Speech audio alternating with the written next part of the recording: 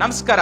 ರಾಜ್ಯದ ಪ್ರಥಮವಾಗಿ ನಮ್ಮ ಕರ್ನಾಟಕದ ಮ್ಯಾಪ್ ಸ್ಟಾರ್ಟ್ ಆಗುತ್ತೆ ಬೀದರ್ ಜಿಲ್ಲೆಯಲ್ಲಿ. ನಮ್ಮ ನಾಡಿನಲ್ಲಿ ಸಮಾನತೆ ತಂದಿರುವಂತಹ ಸಮಾನತೆಯ ಹರಿಕಾರರು ಜಗಜ್ಯೋತಿ ಬಸವಣ್ಣನವರ ಹೆಸರಿನಲ್ಲಿ ಕ್ರೀಡಾ ಜ್ಯೋತಿ ಯಾತ್ರೆ ಬೀದರ್ನಿಂದ ಹೊರಟು ಎಲ್ಲ ಜಿಲ್ಲೆಗಳ ಮಾರ್ಗವಾಗಿ ಬೆಂಗಳೂರು ಮಹಾನಗರಕ್ಕೆ ತಲುಪುತ್ತದೆ. ಈ ಒಂದು ಕ್ರೀಡಾ ಜ್ಯೋತಿ ಯಾತ್ರೆ ಹೇಗ್ ಬರುತ್ತೆ, ಯಾವ ದಿನಾಂಕ ಬರುತ್ತೆ, ಎಲ್ಲಿ ಇದನ್ನ ನಾವು ಈ ಜ್ಯೋತಿಗಳ ಮಹಾಸಂಗಮವಾಗ್ತದೆ, ಯಾವಾಗ ಮ್ಯಾಚ್ ಸ್ಟಾರ್ಟ್ ಆಗುತ್ತೆ ಅನ್ನೋದ್ರ ಬಗ್ಗೆ ನಾವು ಶಿವಮೊಗ್ಗ ಜಿಲ್ಲೆಯಲ್ಲಿ ಹಮ್ಮಿಕೊಳ್ಳುವಂತ ವೇಳಾಪಟ್ಟಿಗಳನ್ನ ಬಿಡುಗಡೆ ಮಾಡ್ತಾ ಇದ್ದೇವೆ. ಅದೇ ನಂತರದಲ್ಲಿ ದಾವಣಗೆರೆ ಜಿಲ್ಲೆಯಲ್ಲಿ ಜರ್ಸಿ ಕೂಡ ಬಿಡುಗಡೆ ಮಾಡ್ತಾ ಇದ್ದೇವೆ. ಉತ್ತರ ಕನ್ನಡ ಜಿಲ್ಲೆಯಲ್ಲಿ ನಾವು ಟ್ರೋಫಿಯನ್ನು ಅನಾವರಣ ಮಾಡ್ತಾ ಇದ್ದೇವೆ. ಸೊ ಎಲ್ಲ ಸಂಪೂರ್ಣ ಮಾಹಿತಿ ಶಿವಮೊಗ್ಗ ಜಿಲ್ಲೆಯಲ್ಲಿ ಹಮ್ಮಿಕೊಳ್ಳುವಂತ ಕಾರ್ಯಕ್ರಮದ ಪಟ್ಟಿಯನ್ನು ಆಯಾ ತಂಡಗಳಿಗೆ ನಾವು ನೀಡ್ತೇವೆ. ಉದಾಹರಣೆ ಬೀದರ್ ಜಿಲ್ಲೆಯಲ್ಲಿ ಬರುವಂತಹ ಎಲ್ಲಾ ವಿಧಾನಸಭಾ ಕ್ಷೇತ್ರಗಳು, ಉದಾಹರಣೆ ಬಸವ ಕಲ್ಯಾಣ ವಿಧಾನಸಭಾ ಕ್ಷೇತ್ರದಲ್ಲಿ 15 ಜನ ಕ್ರೀಡಾಪಟುಗಳನ್ನ ಆಯ್ಕೆ ಮಾಡ್ಕೊಳ್ತೇವೆ. ಮೊದಲನೇದಾಗಿ ಬೀದರ್ ಜಿಲ್ಲೆಯಿಂದ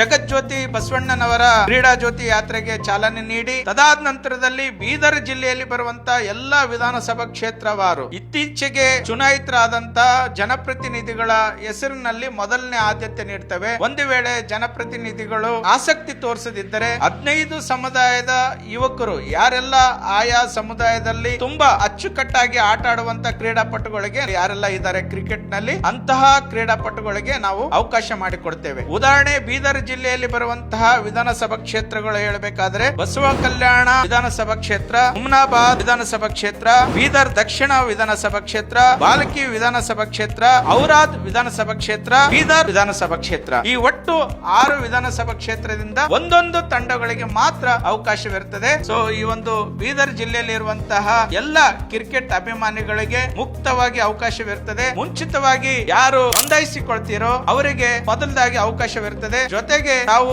ನೋಂದಾಯಿಸಿಕೊಳ್ಬೇಕಾದ್ರೆ ಈ ಸ್ಕ್ರೀನ್ ಮೇಲೆ ಬರುವಂತಹ ನಂಬರ್ಗೆ ಸಂಪರ್ಕಿಸಿ. ಜೊತೆಗೆ ಏನು ಆಯೋಜಕರ ನಿರ್ಣಯವೇ ಅಂತಿಮ ನಿರ್ಣಯವಾಗಿರುತ್ತದೆ. ಜೈ ಭಾರತ್.